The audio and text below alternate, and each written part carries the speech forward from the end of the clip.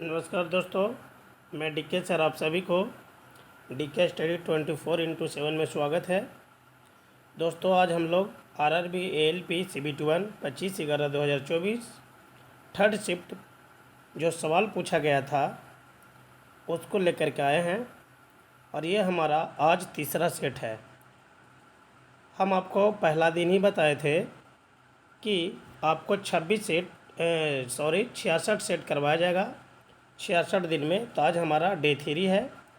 तो आप सबसे अनुरोध है कि मेरा चैनल को सब्सक्राइब कर लीजिए, क्योंकि पर डे आपको इसी तरह का सवाल करवाया जाएगा जो 2024 में रेलवे का प्रश्न, जो रेलवे के एग्ज़ाम में प्रश्न आया वही सवाल हम करवा रहे हैं, अपने से कुछ नहीं करवा रहे हैं। तो दोस्तों हम लोग आते हैं प्रश्न नंबर 1। पहला क्वेश्चन है कि किस परितंत्र में कौन सा जैविक घटक सबसे अधिक संख्या में मौजूद रहता है। किसी परितंत्र में जैविक घटक सबसे अधिक संख्या में मौजूद रहता है तो ये क्या होगा, आपका उत्पाद सही जवाब होगा। यानी परितंत्र में उत्पाद सबसे ज़्यादा मात्रा में मौजूद रहता है। तो राइट आंसर आपका हो जाएगा ऑप्शन नंबर डी, उत्पाद। दूसरा क्वेश्चन है, निम्नलिखित में से कौन सा इमल्सन का एक उदाहरण है। इमल्सन का एक उदाहरण है वो है फेस क्रीम। तो आप याद रखेंगे कि फेस क्रीम इसका जो है सही आंसर है। नेक्स्ट हम लोग बात करेंगे क्वेश्चन नंबर 3। क्वेश्चन नंबर 3 है कि जाइलम का कार्य क्या है। तो जाइलम का कार्य क्या है, आप जानते हैं कि जाइलम का जो कार्य है, जाइलम का कार्य क्या है। तो आपको पता है कि जाइलम फल और खनिजों का संवहन करता है। दोस्तों पादप में जाइलम और एक होता है फ्लोएम। तो जाइलम क्या करता है, जड़ से जल को लेकर के ऊपर की ओर जाता है। तो जल और खनिजों का संवहन करने का काम कौन करता है, तो ये करता है जाइलम।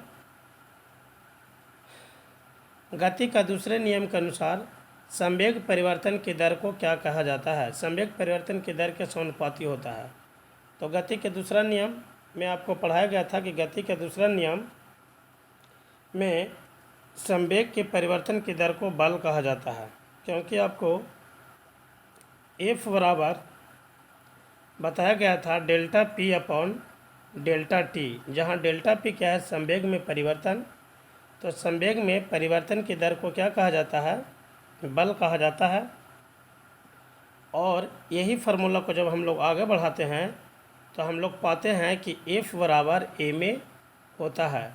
और जबकि आपको ये भी पता है कि बल एक सदिश राशि है और बल का मात्रक जो होता है बल का मात्रक होता है SI मात्रक होता है न्यूटन।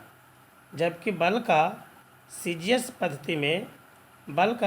पद्धति में इसका जो मात्रक होता है वह होता है डाइन।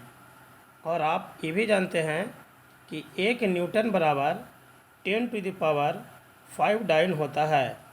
1 न्यूटन बराबर 10⁵ डाइन होता है। तो ये सब चीज़ों को आप ध्यान में रखेंगे। तो इसका सही आंसर क्या होगा, इसका सही जवाब होगा कि गति के दूसरे नियम के अनुसार संवेग परिवर्तन की दर बल के समानुपाती होता है। तो राइट आंसर इज सी। फिर हम लोग 5 मीटर पर सेकेंड के स्थिर वेग से गतिमान 2 किलोग्राम द्रव वाले एक पिंड की गतिज ऊर्जा क्या होगा। तो देखिए यहाँ पे क्या दिया गया है, यहाँ पे आपका दिया गया है, एक तो आपको पहले निकालना है गतिज ऊर्जा। तो काइनेटिक एनर्जी बराबर होता है 1/2 mv²। तो आपको मास जो है ये दे दिया है 2 और v जो है ये दिया है 5। तो 5 के स्क्वायर करेंगे तो 25 और गुना में 1/2। तो 25 दूना 50 या 2 से काट दो तो ये आपका क्या हो जाएगा, आंसर 25 जूल हो जाएगा। क्योंकि गतिज ऊर्जा का मात्रा क्या होता है, जूल। तो राइट आंसर होगा बी। अपने सभी अपरूपों में कार्बन ऑक्सीजन में दहन करके डैश देता है। तो अपने सभी अपरूपों में कार्बन ऑक्सीजन में दहन करके कार्बन डाइऑक्साइड देता है। आप ध्यान रखेंगे कि कार्बन के जितने भी अपरूप है ऑक्सीजन में दहन करेगा तो CO2 देगा, यानी कार्बन डाइऑक्साइड देता है। तो राइट आंसर जो होगा ऑप्शन नंबर सी हो जाएगा। फिर हम लोग बात करेंगे कि जल में कितने अणु आयन परमाणु के 3 अणुओं के साथ अभिक्रिया करके Fe3O4 बनाता है। तो राइट आंसर हो जाएगा ऑप्शन नंबर बी 4। निम्नलिखित में से किस शब्द का उपयोग अयस्क में उपस्थित मिट्टी और रेत जैसी अशुद्धियों के लिए किया जाता है? तो अयस्क में जो मलबा पाया जाता है, अयस्क में जो गंदा पाया जाता है, जो अशुद्धियाँ पाया जाता है, उसको हम लोग गैंग बोलते हैं। ये 10th क्लास में केमिस्ट्री में आप लोग पढ़े होंगे कि अयस्क में उपस्थित अशुद्धियों को क्या बोला जाता है? गैंग। तो ही यहाँ पे क्वेश्चन था। नेक्स्ट हम लोग क्वेश्चन नंबर 9 देखेंगे। किस कोशिका का आकार बदलता रहता है? तो किस कोशिका का आकार बदलता रहता है? तो सही जवाब हो जाएगा अमीबा। और दोस्तों आपको क्लास में करवाया गया था कि शरीर का सबसे छोटी यूनिट जो होता है वह होता है सेल। वह क्या होता है? सेल। और आपको ये भी बताया गया था कि सेल के अध्ययन यानी कोशिका के अध्ययन साइटोलॉजी कहलाता है। और अगर ये आपसे पूछ ले कि कोशिका की खोज किसने किया था, तो 1665 में रॉबर्ट हुक के द्वारा कोशिका की खोज किया गया था। फिर हम लोग कोशिका में कई कोशिकांग देखे थे। उसमें हम लोग देखे थे mitochondria, Golgi body, vacuoles, lysosome, endoplasmic reticulum. Endoplasmic reticulum 2 तरह का होता है। एक होता है रफ इंडोप्लाज्मिक रेटिकुलम और एक होता है smooth endoplasmic reticulum. Smooth endoplasmic reticulum वसा का निर्माण करता है, जबकि रफ इंडोप्लाज्मिक रेटिकुलम के ऊपर राइबोसोम पाया जाता है और वो राइबोसोम प्रोटीन का निर्माण करता है। और हम लोग प्रोटीन निर्माण करने के कारण राइबोसोम को प्रोटीन का फैक्ट्री कहा जाता है। और माइटोकॉन्ड्रिया को ऊर्जा गृह कहा जाता है, क्योंकि माइटोकॉन्ड्रिया के आंतरिक दीवार को क्रिस्टी कहा जाता है। और माइटोकॉन्ड्रिया में एक साइकिल चलता है जिसको क्रेब साइकिल बोला जाता है। और क्रेब साइकिल में ATP का निर्माण होता है और 38 ATP बराबर 1 ग्लूकोज का निर्माण होता है। इसलिए माइटोकॉन्ड्रिया को ऊर्जा गृह यानी एनर्जी हाउस ऑफ एनर्जी कहा जाता है।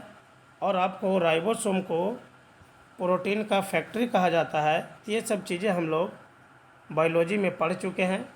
तो किस कोशिकांग का आकार बदलता रहता है? ये जो आंसर होगा अमीबा का आकार जो है बदलता रहता है। किसी जैविक का प्रत्येक विशेषक निम्नलिखित में से किससे प्रभावित होता है? किसी जैविक का प्रत्येक विशेषक निम्नलिखित में से किससे प्रभावित होता है? तो यहाँ पर हम लोग ऑप्शन देखते हैं। तो केवल मातृक DNA पे बिल्कुल नहीं, मातृक DNA की तुलना में पैतृक DNA से अधिक ये भी नहीं, केवल पैतृक DNA पे भी नहीं, मातृक एवं पैतृक दोनों DNA के समान रूप से ये प्रभावित होता है। तो राइट आंसर जो हमारा हो जाएगा ऑप्शन नंबर डी। फिर हम लोग क्वेश्चन नंबर 11 देखेंगे। निम्नलिखित में से कौन सा उदाहरण यह दर्शाता है कि पदार्थ के कणों के बीच पर्याप्त रिक्त स्थान होता है? तो पदार्थ के कणों के बीच पर्याप्त रिक्त स्थान होता है, ये जो है ये आपको पोटेशियम पर मैग्नेट, ये जो क्या होगा पोटेशियम पर मैग्नेट का पानी में समान रूप से विस्तारित होना ये यह दर्शाता है कि पदार्थ के कणों के बीच पर्याप्त रिक्त स्थान होता है। तो पोटेशियम परमैंगनेट का पानी में समान रूप से विस्तारित होना ये आपका सही जवाब हो जाएगा। क्वेश्चन नंबर हम लोग देखते हैं क्वेश्चन नंबर शायद होगा 12। क्वेश्चन नंबर 12 क्या कहता है कि जब किसी वस्तु को 10 सेंटीमीटर फोकस दूरी वाले अवतल दर्पण के सामने रखा जाता है तो दर्पण के सामने 20 सेंटीमीटर की दूरी पर एक वास्तविक प्रतिबिंब बनता है। यानी जब किसी वस्तु को 10 सेंटीमीटर फोकस दूरी वाले अवतल दर्पण के सामने रखा जाता है तो दर्पण के सामने 20 सेंटीमीटर की दूरी पर एक वास्तविक प्रतिबिंब बनता है। यहाँ वस्तु की दूरी कितना होगा?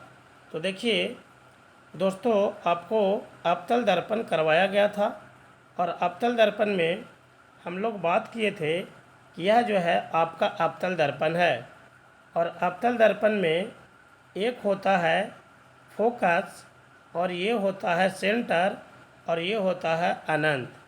तो कहता है कि जब किसी वस्तु को 10 सेंटीमीटर फोकस दूरी वाले अवतल दर्पण के सामने रखा जाता है तो दर्पण के सामने 20 सेंटीमीटर की दूरी पर एक वास्तविक प्रतिबिंब बनता है। तो यानी 20 सेंटीमीटर यानी सेंटर पर उसका प्रतिबिंब बन रहा है। और आप जानते हैं कि सेंटर पर प्रतिबिंब जब बनेगा जब वस्तु को आप ठीक सेंटर पर रखोगे। तो यहाँ पर क्वेश्चन है वास्तविक प्रतिबिंब बनता है तो यह वस्तु की दूरी कितना है? तो यानी जब सेंटर की दूरी 20 है तो वस्तु का भी दूरी कितना होगा? तो 20 होगा। तो आपका राइट आंसर हो जाएगा -20। और आपको ये भी बताया गया था कि वस्तु की दूरी हमेशा जो होता है वह नेगेटिव होता है क्योंकि वस्तु हमेशा दर्पण के लेफ्ट में रखा जाता है। तो 12 का आंसर क्या हो जाएगा? 12 का आंसर हो जाएगा ए। फिर हम लोग बात करेंगे कि निम्नलिखित में से कौन सा परमाणु द्रव्यमान की इकाई का प्रतीक है? तो परमाणु द्रव्यमान का इकाई का प्रतीक है, इसको हम लोग बोलते हैं यू, एटॉमिक मास यूनिट इसको बोला जाता है और परमाणु द्रव्यमान को यू से डिनोट किया जाता है। तो सही जवाब हो जाएगा ऑप्शन नंबर डी। फिर हम लोग क्वेश्चन नंबर 14 देखेंगे। क्वेश्चन नंबर 14 कहता है कि एक बंद परिपथ में यदि 100 कूलाम का आवेश 50 सेकंड की अवधि के लिए प्रवाहित होता है तो परिपथ में प्रवाहित धारा क्या होगा? तो दोस्तों आपको पढ़ाया गया था I बराबर W/T होता, I बराबर Q/T होता है, W नहीं Q। तो I जो होता है विद्युत धारा होता है और Q जो होता है आवेश होता है और T जो होता है टाइम होता है। तो एक बंद परिपथ में यदि 100 कूलाम यानी कूलाम कितना है? 100 कूलाम यानी Q दे दिया है 100 कूलाम का आवेश 50 सेकंड की अवधि के लिए प्रवाहित होता है। 50 सेकंड तो 100 को अगर 50 से भागा दोगे तो 2 होगा और 2 क्या निकलेगा? 2 एम्पियर में आएगा और आपको जो धारा होगा 2 एम्पियर। तो सही जवाब जो हो जाएगा इसका राइट आंसर होगा option number A. Question number 15। Question number 15 ये कहता है कि सही कथन का चयन कीजिए। परागकण का पुंकेसर से वर्तिकाग्र तक स्थानांतरण है। तो ये जो आपका आंसर होगा ये आंसर ए आपका सही होगा क्योंकि यही सही है। परागकण फूल में कीटों का आना है, ये गलत है। परागकण बीजांड में पराग नलिका की वृद्धि है, ये भी गलत है। परागकणों का अनुकूलन है, ये भी गलत है। तो सही जवाब हो जाएगा ऑप्शन नंबर ए। फिर हम लोग बात करेंगे क्वेश्चन नंबर 16 क्या कहता है। क्वेश्चन नंबर 16 यह है कि क्वेश्चन नंबर 16 अम्ल और क्षार के बीच अभिक्रिया से कौन सा उत्पाद बनता है? तो जब अम्ल और क्षार के बीच अभिक्रिया कराओगे तो लवण और जल का निर्माण होता है क्योंकि आप जानते हैं कि HCl अम्ल है और क्षार क्या होता है? NaOH। तो जब NaOH का अभिक्रिया कराओगे तो लवण बनेगा यानी NaCl बनेगा और प्लस H2O भी बनेगा। तो लवण और जल का निर्माण होता है। तो सही जवाब ऑप्शन नंबर ए। क्वेश्चन 17 कहता है कि वृत्ताकार विद्युत धारावाही कुंडली के केंद्र पर चुंबकीय क्षेत्र रेखाएं का पैटर्न कैसा होता है। तो ये जो हो जाएगा आपको क्वेश्चन नंबर 17 का सही जवाब हो जाएगा ऑप्शन नंबर सी, संवाहक का आकार होता है। फिर से सुनिए, ये क्वेश्चन बड़ा इम्पोर्टेंट है। वृत्ताकार विद्युत धारावाही कुंडली के केंद्र पर चुंबकीय क्षेत्र रेखाएं का पैटर्न कैसा होता है। तो संवाहक का आकार होता है इसका सही जवाब। क्वेश्चन नंबर 18, हमारे शरीर से हानिकारक चयापचय अपशिष्ट को किस जैविक प्रक्रिया द्वारा निष्कासित किया जाता है। कहने का मतलब है कि हमारे शरीर में जो खराब पदार्थ है उसको हम कैसे बाहर निकालते हैं, और जिस सिस्टम से बाहर निकालते हैं उसको बोलते हैं एक्सक्रीटरी सिस्टम यानी उत्सर्जन तंत्र। तो इसमें कोई बहुत बड़ा दिमाग लगाने की बात नहीं था, इसका सही जवाब हो जाएगा उत्सर्जन। दर्पण द्वारा प्रतिबिंब के बनने में शामिल परिघटना परावर्तन कहलाता है। दर्पण द्वारा जो प्रतिबिंब बनता है परिवर्तन की घटना के कारण ही बनता है, व्यतिकरण के घटना के कारण नहीं, अपवर्तन के घटना के कारण नहीं, विवर्तन की घटना के कारण नहीं। आपको क्लास में सारे चीज़ को डिटेल में चर्चा किया गया है कि प्रकाश का परावर्तन क्या है। जब प्रकाश जिस माध्यम से आता है दर्पण से टकरा करके उसी माध्यम में चला जाता है तो इस घटना को प्रकाश का परावर्तन कहा जाता है। और दोस्तों आप लोग ये भी जानते हो कि प्रकाश के परावर्तन का दो नियम है। पहला नियम है आपतित किरण और आपतन कोण। पहला नियम है कि आपतित किरण, परावर्तित किरण और आपतन बिंदु पर डाला गया अभिलंब तीनों हमेशा एक ही तल में होते हैं।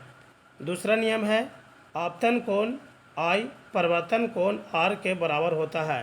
कहने का मतलब है कि प्रकाश के परावर्तन में ये होता है कि प्रकाश जितना डिग्री का, ये मान लीजिए कि दर्पण है, समतल दर्पण है, प्रकाश जो आता है उसको बोलते हैं आपतित किरण, दर्पण से टकरा करके जाने वाला को बोलते हैं परावर्तित किरण। तो प्रकाश के परावर्तन का नियम क्या है कि प्रकाश जितना डिग्री का कोण बना करके अभिलंब के साथ जितना डिग्री का कोण बना करके आएगा उतना ही डिग्री का कोण बना करके जाना होगा। अगर ये 30 डिग्री का कोण बना करके आ रहा है तो अभिलंब से 30 डिग्री का कोण बना करके ही जाना होगा, क्योंकि परावर्तन का दूसरा नियम है कि एंगल I बराबर एंगल R। अगर ये x डिग्री है तो ये भी कितना डिग्री होगा, x डिग्री होगा। अब हम लोग बात करते हैं कि प्रकाश के अपवर्तन किसे कहते हैं। तो प्रकाश के अपवर्तन रिफ्रैक्शन ऑफ लाइट, ये कहा जाता है कि जब प्रकाश एक माध्यम से दूसरे माध्यम में प्रवेश करती है या करता है तो उसका चाल बदल जाता है, और इस घटना को प्रकाश का अपवर्तन कहा जाता है। प्रकाश के अपवर्तन का भी दो नियम था, आपतित किरण, अपवर्तित किरण तथा अभिलंब तीनों हमेशा एक ही तल में होते हैं। और दूसरा नियम क्या था, प्रकाश के अपवर्तन का दूसरा नियम था स्नेल्स लॉ। क्या था, स्नेल्स लॉ यानी स्नेल का नियम। स्नेल्स लॉ क्या था कि sine I upon sine R बराबर होता है n। n हम लोग जानते हैं रिफ्रैक्टिव इंडेक्स होता है, n1/n2 भी कह सकते हो। और आपको क्लास में ये भी करवाया गया था कि sine I upon sine R बराबर n1/n2 बराबर v1/v2 ये करवाया गया था।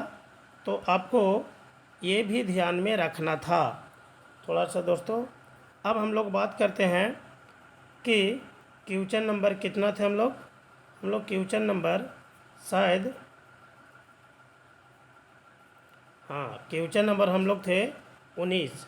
तो 19 का क्या होगा, दर्पण 19 का होगा कि दर्पण द्वारा प्रतिबिंब के बनने में शामिल परिघटना क्या कहलाता है। तो ये परावर्तन कहलाता है। अपवर्तन का एक इम्पोर्टेंट फैक्ट आपको ध्यान में रखना है कि प्रकाश के जब अपवर्तन होता है तो सब कुछ बदल जाता है, सिर्फ और सिर्फ दो चीज़ को छोड़ करके, यानी प्रकाश के अपवर्तन के दरमियान प्रकाश का कलर नहीं बदलता और प्रकाश का फ्रीक्वेंसी नहीं बदलता, बाकी सब कुछ बदल जाता है। चाल बदल जाता है, वेग बदल जाता है, कोण बदल जाता है, माध्यम बदल जाता है, लेकिन नहीं बदलता है तो रंग, नहीं बदलता है तो आवृत्ति। और यही बीपीएससी 69वां बीपीएससी में पूछ ले था कि प्रकाश के अपवर्तन में निम्नलिखित में से कौन सा नहीं बदलता है, तो सही जवाब था रंग और आवृत्ति। तो आप इसको देखेंगे। अब क्वेश्चन नंबर 20 जो आज का लास्ट सवाल है, क्वेश्चन नंबर 20 क्या कहता है? क्वेश्चन नंबर 20 ये कहता है कि यदि पृथ्वी का गुरुत्वीय त्वरण चंद्रमा के गुरुत्वीय त्वरण का 6 गुना है। बिल्कुल सही बात है। पृथ्वी का गुरुत्वीय त्वरण कितना होता है?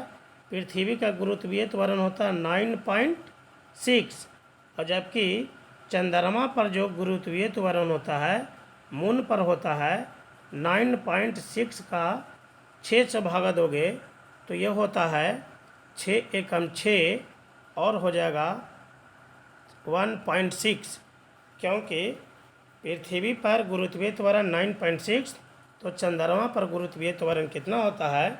तो ये होता है 1.6। तो यहाँ पर कहता है कि यदि पृथ्वी का गुरुत्वीय त्वरण चंद्रमा के गुरुत्वीय त्वरण का 6 गुना है तो निम्नलिखित में से कौन सा कथन सही है? तो पृथ्वी पर किसी वस्तु का भार चंद्रमा पर उसके भार का 6 गुना अधिक होता है, तो ये बिल्कुल सही। अगर पृथ्वी पर किसी भी वस्तु का भार अगर 60 kg है तो वही वस्तु का भार चंद्रमा पर जो हो जाएगा वो हो जाएगा 10 kg, क्योंकि पृथ्वी पर का 1/6 गुना होता है।